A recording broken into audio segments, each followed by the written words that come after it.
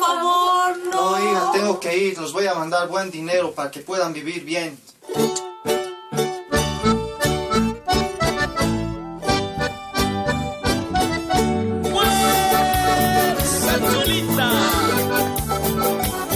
Para todos los hermanos migrantes que tienen que dejar su tierra querida.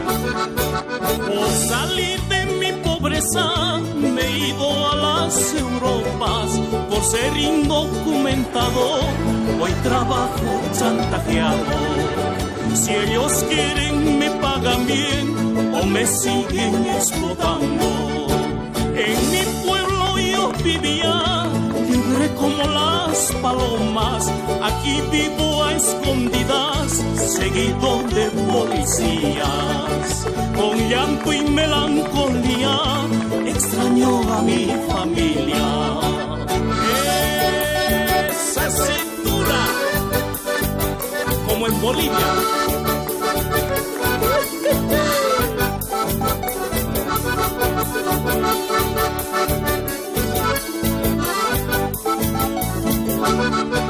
Trabajando como negro, yo mandaba algunos euros. Mi mujer tan botarrate lo gastaba con su amante.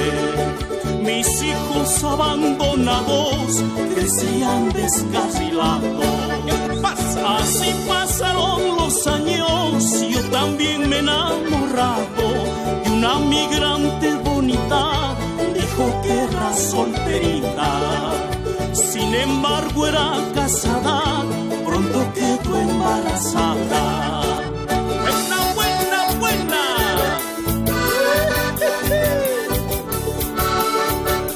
¡Viento esas caderas!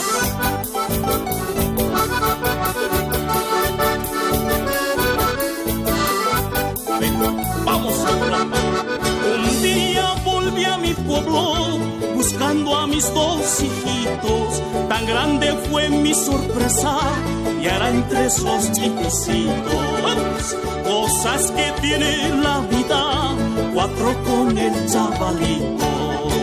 Todo por cambiar mi suerte, por buscar mejores días. He ganado muchos euros, perdí lo que más quería.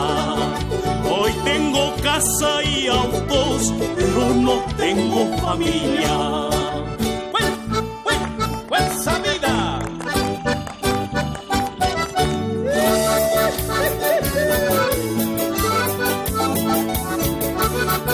Mejor me quedo en mi tierra.